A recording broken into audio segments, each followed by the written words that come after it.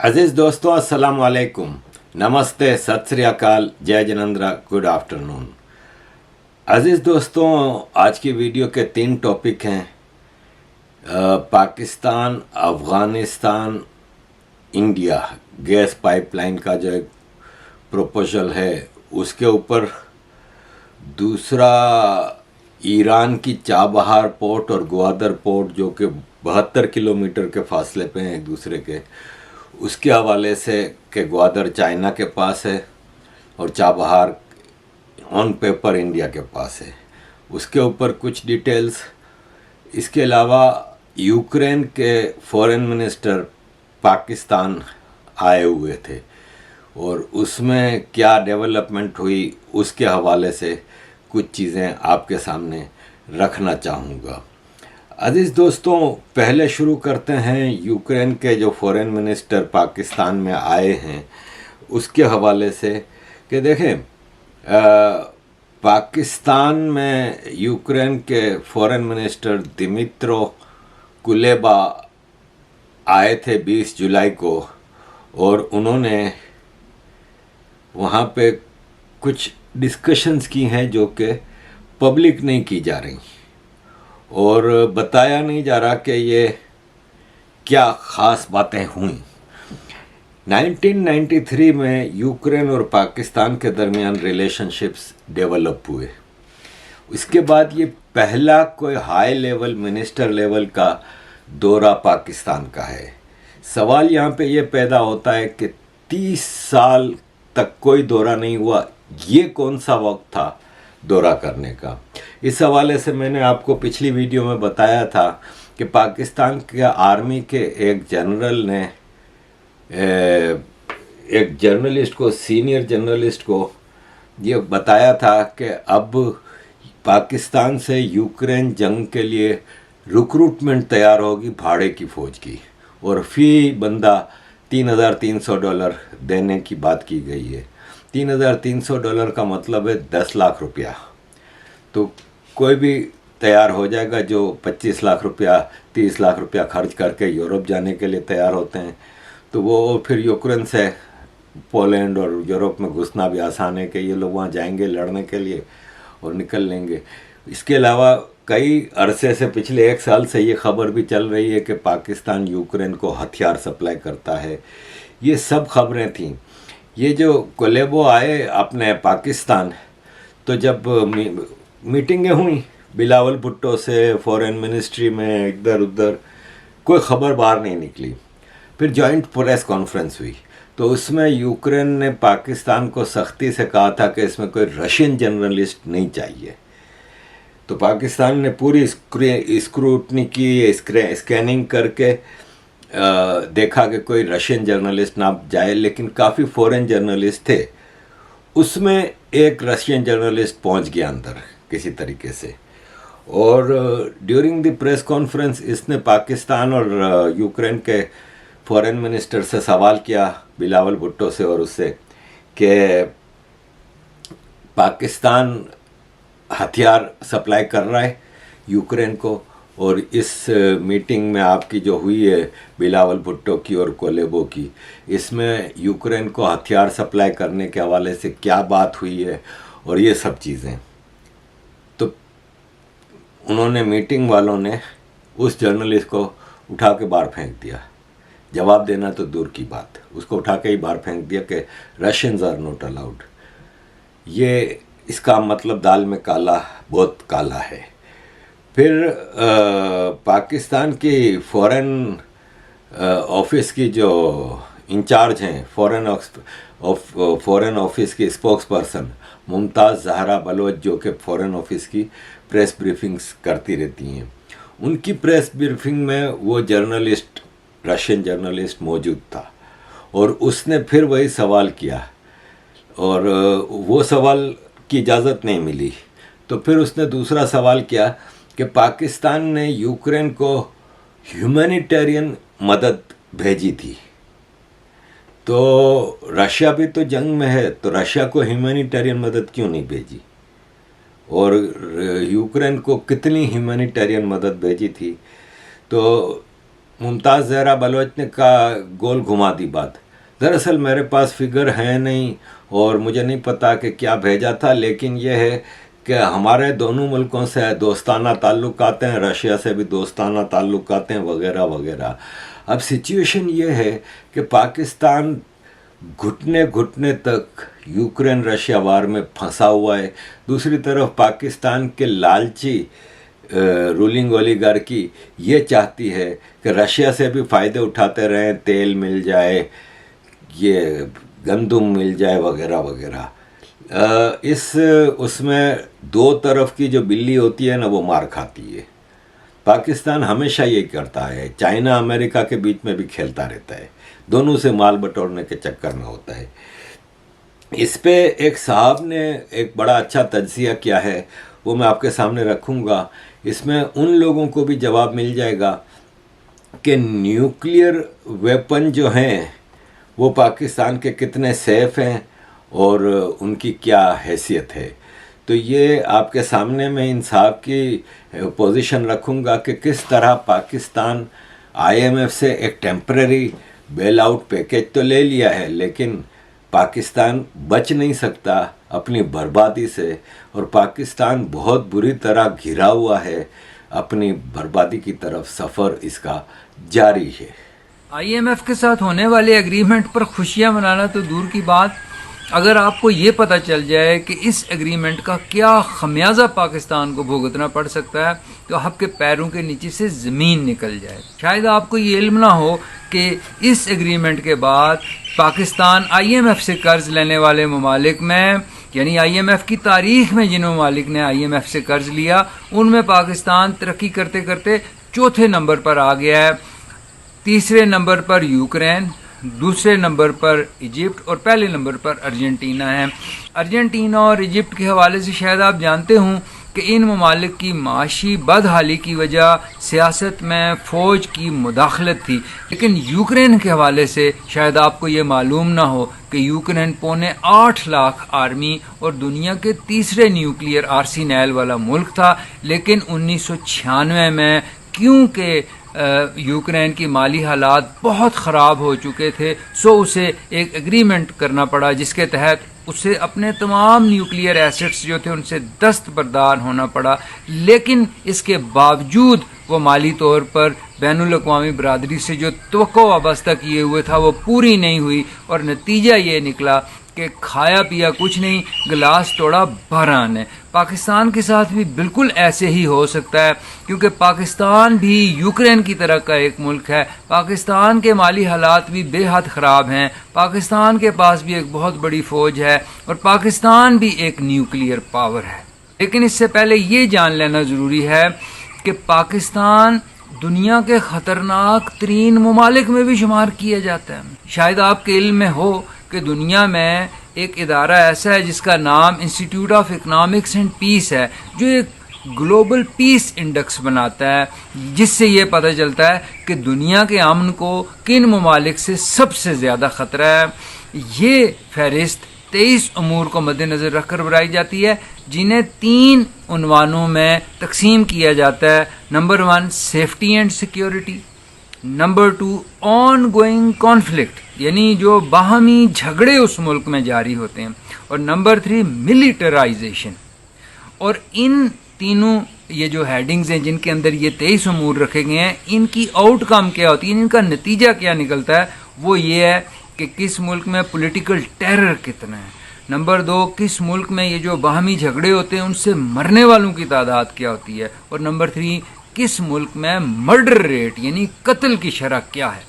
तो ये मेरा नहीं ख्याल कि आपके लिए कोई दिक्कत होगी अगर आप पाकिस्तान पर नज़र दौड़ाएं तो आपको पता चलेगा कि पाकिस्तान में जो पॉलिटिकल टेरर है यानी सियासी दहशत है वो किस कदर फैलाई जा चुकी है। आप ये भी जानते होंगे कि पाकिस्तान में जो बाहमी तनाज़ात होते हैं उससे कितने लोग मरते हैं, और मर्डर रेट हमारे यहाँ क्या है ये भी किसी से पोशीदा नहीं है। तो अब आप ये सोचिए कि पाकिस्तान जिन माली हालात से गुजर रहा है वो कितने अबतर हैं, और पाकिस्तान की हुकूमतें इन हालात को बेहतर बनाने में लगता है कोई दिलचस्पी ही नहीं रखती। अगर ऐसा नहीं होता तो इतने बुरे माली हालात में जो चेयरमैन सेनेट मौजूदा और पुराने इनके लिए जो मराहत मंजूर की गई उसकी क्या वजह हो सकती है, और आज़ाद कश्मीर में अपनी मर्ज़ी की हुकूमत बनाने के लिए मासवाए जो 4-6 अपोजिशन के अरकान हैं, बाकी तमाम के तमाम को वज़ीर और मशीर क्यों बनाया गया, जबकि इसके लिए आपको आइनी तरमीम भी करना पड़ी। इसका सीधा सा मतलब यह है कि पाकिस्तान के हालात ठीक होने की जितनी तवक्को है उससे कहीं ज़्यादा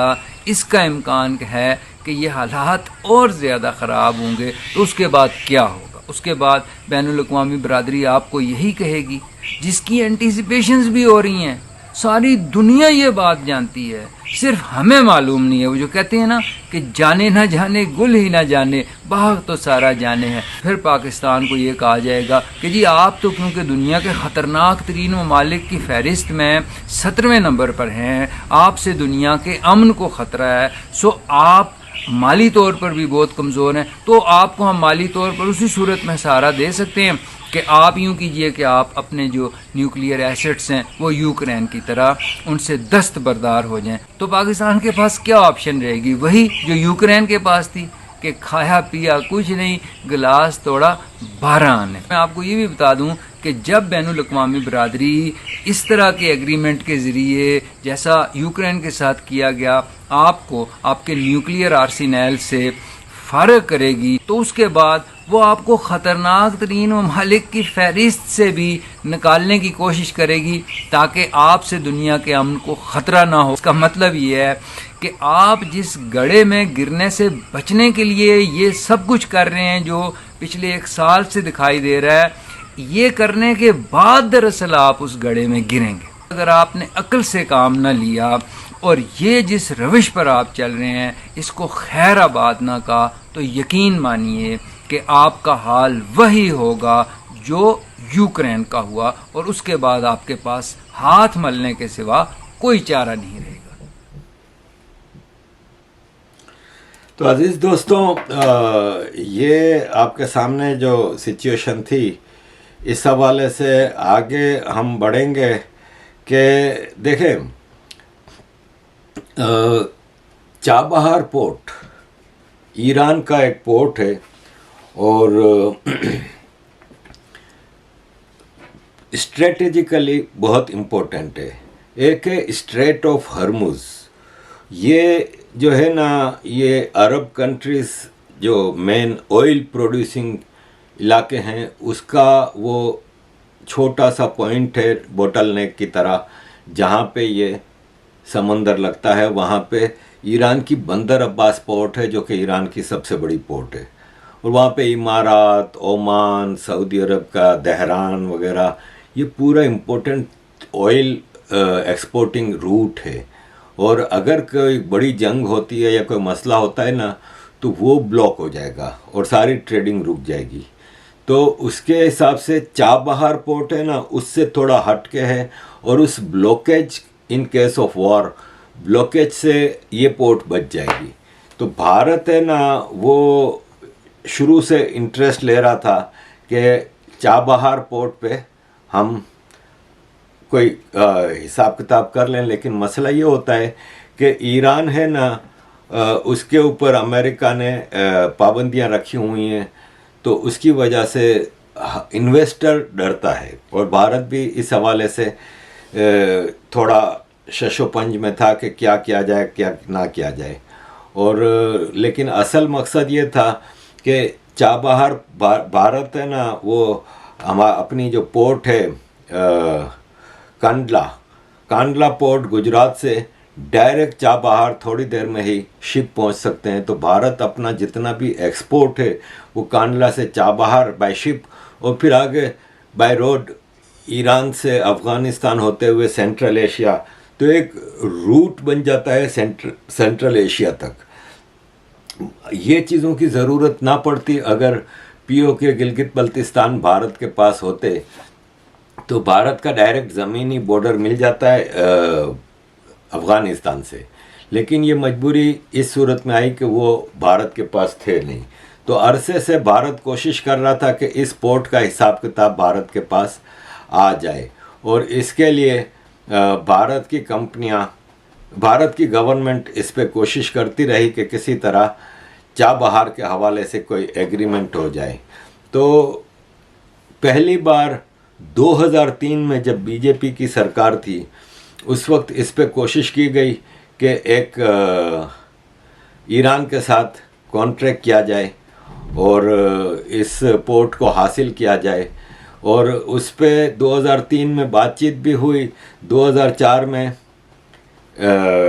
इस पे थोड़ा मामला आगे बढ़ा, और ये सोच के कि अगर चाइना ने ग्वादर को as a military port use किया तो हम भी चाबहार, जो कि 72 किलोमीटर दूर है ग्वादर से, उसको as a military port use कर सकते हैं। इसके अलावा ट्रेडिंग के हवाले से भारत के लिए ये बहुत ज़रूरी था। लेकिन हुआ ये कि इस पे कोई ज़्यादा डेवलपमेंट नहीं हुई। 2003 में MOU memorandum of understanding sign हुआ ईरान के साथ भारत का, लेकिन और 2004 में भारत ने एक कंसोर्शियम बनाया और जिसमें अशोक लेलैंड और हिंदुजा ग्रुप वगैरह सब थे। लेकिन मामला आगे नहीं बढ़ा। बीजेपी की सरकार ख़त्म हुई 2004 में। 10 साल मनमोहन साहब की सरकार में ये मामला आगे नहीं बढ़ा। लेकिन उस दौरान चाइना ने ग्वादर पोर्ट डेवलप भी कर ली, फंक्शनल भी कर ली, वहाँ पे अपने बेसिस भी बना लिए, सब कुछ कर लिया। लेकिन भारत में इस पे कोई बढ़ के काम नहीं हुआ। और फिर 2013 में इंडिया ने नेशनल सिक्योरिटी, भारत की जो NSA है, उसने मिनिस्ट्री ऑफ एक्सटर्नल अफेयर्स को कहा कि भाई साहब चाबहार का कुछ करो, वहाँ पे ग्वादर पोर्ट फुल्ली फंक्शनल हो गया है, चाइना के कंट्रोल में आ गया है, आप यहाँ पे चुपचाप बैठे हैं। तो उस वक्त 2013 में सरकार ने कहा कि हम $100 मिलियन रखते हैं इसके लिए, और चाबहार पोर्ट को हम डेवलप करेंगे, क्योंकि ये एज सच डेवलप्ड पोर्ट नहीं है। और फिर जब 2015 में करंट बीजेपी सरकार आई 2014 में, तो 2015 में ईरान के ऊपर से अमेरिका ने पाबंदियां हटा ली और एक न्यूक्लियर डील हुई थी ईरान के साथ, जिससे सैंक्शंस ख़त्म हो गई। तो भारत ने फ़ौरन जंप किया कि हम अब चाबहार पोर्ट पे इन्वेस्ट करते हैं। इन्वेस्टर्स भी आ गए सामने। तो 2016 में एक और MOU साइन हुआ ईरान के साथ चाबहार पोर्ट डेवलप करने के लिए। भारत ने $85 मिलियन एक शहीद बहिश्ती टर्मिनल, जो चाबहार पे 2 टर्मिनल हैं, तो एक टर्मिनल डेवलप करने के लिए जिसका नाम था शहीद बहिश्ती टर्मिनल, $85 मिलियन लगाए रखे उसके लिए। और गवर्नमेंट ने India ports global limited company, जो कि गवर्नमेंट की कंपनी थी, उसको ये ठेका दिया। 2018 में ट्रंप गवर्नमेंट ने वो ईरान के साथ जो सैंक्शंस ख़त्म की थी, वो वापस सैंक्शंस लगा दी और न्यूक्लियर डील ख़त्म कर ली। इससे क्या हुआ कि अगेन भारत पीछे हट गया। ऑलरेडी उस वक्त तक 45 करोड़ रुपए की भारत ने इन्वेस्टमेंट कर ली थी, 25 मिलियन की भारत ने इन्वेस्टमेंट कर ली थी। $85 मिलियन की जो प्रॉमिस था उसमें से इंडिया ने 6 क्रेनें भी भेजी चाबहार, जो कि ताकि वहाँ पे पोर्ट को डेवलप किया जा सके। लेकिन काम इतना स्लो रहा। इसमें 2 वजूहत थी। एक तो ये कि सैंक्शंस की वजह से ये चीज़ क्लियर नहीं हो रही थी कि आया America will allow India to trade through that Iranian area, और दूसरी वजह ये थी कि भारत की जो ब्यूरोक्रेसी है ना, वो काफ़ी चीज़ों को ऊंचे नीचे करती रहती। और इस दौरान फिर 2021 में अफ़गानिस्तान में भी चेंज ऑफ गवर्नमेंट आया। तो शुरू में ये लगा कि तालिबान है, पाकिस्तान बैक्ड होंगे, क्या होगा क्या नहीं। लेकिन बाद में पता चला कि तालिबान इस बार वो तालिबान नहीं है जो 96 वगैरह में थे। अब इंडियन फर्म्स को भारत की सरकार अट्रैक्ट करने की कोशिश करती है, लेकिन अगेन वहाँ पे सैंक्शंस की वजह से चीज़ें मूव नहीं हो रही, और इसीलिए चाबहार पोर्ट अभी तक बीच में अटकी हुई है। और जहाँ यूँ समझ लें कि चाबहार पोर्ट, ग्वादर पोर्ट दोनों एक साथ मामला चल रहे थे, एक तरफ चाइना पाकिस्तान ग्वादर में और चाबहार में भारत ईरान। लेकिन हुआ ये कि चाबहार ग्वादर तो डेवलप भी हो गई 2006 में, और आज उसको 17 साल हो गए फंक्शनल होते हुए, लेकिन चाबहार पोर्ट अभी भी उधर ही पड़ा है। और ये INSTC का प्रोजेक्ट है जो कोशिश कर रहा है कि सेंट्रल एशिया और फिर ईस्ट यूरोप तक इसके रूट बन सकते हैं अगर भारत का एक्सपोर्ट भारत करना चाहता है। तो लेट्स सी कि ये चीज़ें कहाँ तक जाती हैं। इसी दौरान अज़ीज़ दोस्तों, पाकिस्तान के डेलीगेशन एक गया था अफ़गानिस्तान, और अफ़गानिस्तान के फॉरेन मिनिस्टर अमीर ख़ान मुत्तकी से मिले पाकिस्तान के special representative for Afghanistan Asif Durrani, और उनसे अगेन वही कहा कि भाई आप TTP को अफ़गानिस्तान की ज़मीन यूज़ ना करने दें। लेकिन बात वही है कि उन्होंने साफ कहा कि भाई हम किसी को भी टेररिस्टों को अपनी सरजमीन पे जगह नहीं देते, और ये सब चीज़ें हमारे यहाँ नहीं होती। अजीज़ दोस्तों, अफ़गानिस्तान आस्ते आस्ते चीज़ें आगे बढ़ा रहा है। तालिबान सरकार जैसे ऑयल एक्सप्लोइटेशन का, लिथियम एक्सप्लोइटेशन का चाइना को कॉन्ट्रैक्ट दिया है, और दीगर भी चीज़ें की हैं। इसी तरह अब पहली बार सॉफ्ट ड्रिंक कंपनी अफ़गानिस्तान की एक फैक्ट्री में सॉफ्ट ड्रिंक्स बनती हैं, वो अमेरिका एक्सपोर्ट किया जा रहा है। ये ज़बीहुल्लाह मुजाहिद अफ़गानिस्तान के मिनिस्टर ऑफ इंफॉर्मेशन जो हैं, उन्होंने ये कहा कि लोकली प्रोड्यूस्ड सॉफ्ट ड्रिंक हम भेज रहे हैं अमेरिका, और उन्होंने इसकी पिक्चर भी शेयर की, और ये अफ़गानिस्तान की एक फैक्ट्री में बन रहा है। ये अफ़गानिस्तान का नया चेहरा है जो सामने आ रहा है। अज़ीज़ दोस्तों, ये एक साहब हैं जो अभी अफ़गानिस्तान में एक बहुत बड़ी कॉन्फ्रेंस में गए थे, और वहाँ पे एग्ज़िबिशन भी थी। ये 4 मिनट की वीडियो मैं आपके साथ शेयर करूँगा। आप पहली चीज़ इसमें देखने की कई चीज़ें हैं।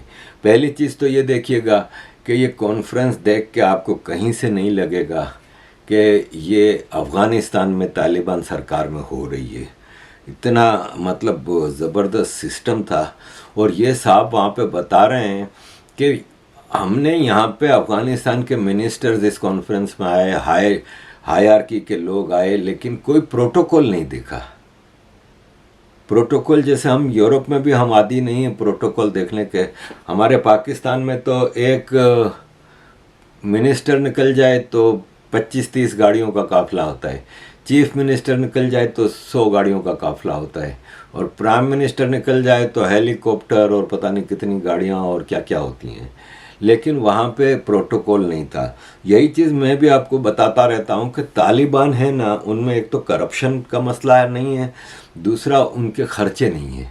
जैसे ये प्रोटोकॉल की बात है, ऐसे ही वो प्याज रोटी भी खा लेंगे, कुछ हल्के फुल्के से भी अपना गुजारा कर लेते हैं। हमारे यहाँ तो खाली हमारा जो प्रेसिडेंशियल पैलेस है, जिसमें एक अकेला प्रेसिडेंट अपनी बीवी के साथ रहता है, उसका करोड़ों का खाने पीने का खर्चा नहीं है, अरबों में आता है। तो ये पाकिस्तान तो धंसता जाएगा, अफ़गानिस्तान निकल रहा है। इसी हवाले से इस कॉन्फ्रेंस में बात हुई थी Pakistan India Afghanistan gas pipeline का, लेकिन वो मटेरियलाइज इसलिए नहीं हो सकती कि भारत है ना, वो किसी भी मामले में पाकिस्तान पे भरोसा करने को तैयार नहीं है। तो भारत कहता है कि हमें पाकिस्तान के बीच में रख के कोई भी करना नहीं है, चाहे हमें आसमान से सोने की बारिश हो जाए, अब हम पाकिस्तान को किसी मामले में नहीं लेंगे। तो इस वजह से फिर पाकिस्तान भी ड्रामे कर सकता है और ब्लैकमेलिंग भी हो सकती है।